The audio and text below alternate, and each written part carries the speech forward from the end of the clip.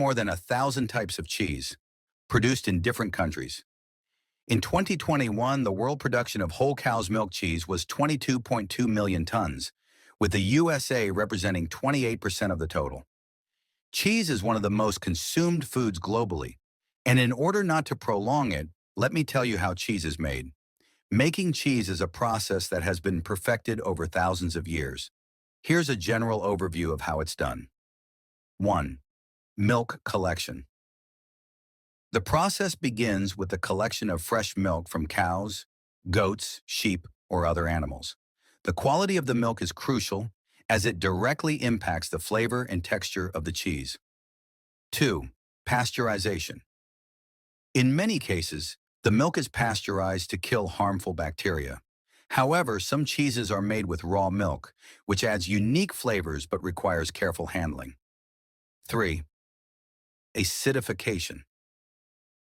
The milk is then acidified by adding bacteria cultures. These cultures consume lactose, the sugar in milk, and produce lactic acid, which lowers the pH of the milk.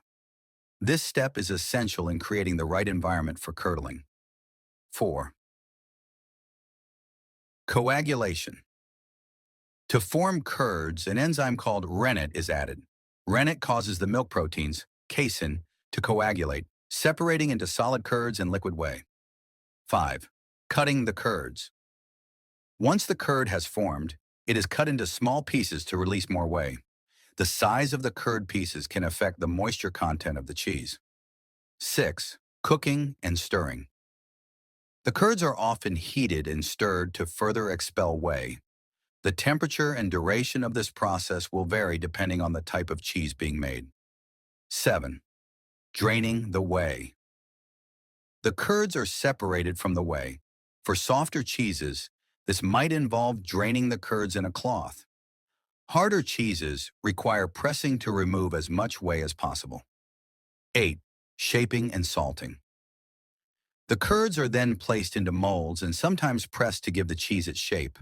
Salt is added at this stage either by mixing with the curds or by brining, soaking the cheese in salt water. Salt not only adds flavor, but also acts as a preservative. 9. Aging, affinage. The cheese is then aged for a period of time, ranging from a few days to several years. During aging, the cheese develops its flavor and texture. The conditions under which the cheese is aged, such as temperature, humidity, and time, are carefully controlled. 10. Packaging. Finally, the cheese is packaged and ready for sale or consumption. Some cheeses are also coated in wax or wrapped in special materials to further protect and preserve them during storage. Each type of cheese has its own specific process, with variations in the ingredients, temperature, and aging conditions that result in a wide variety of flavors, textures, and appearances. Press like and subscribe button. Thank you.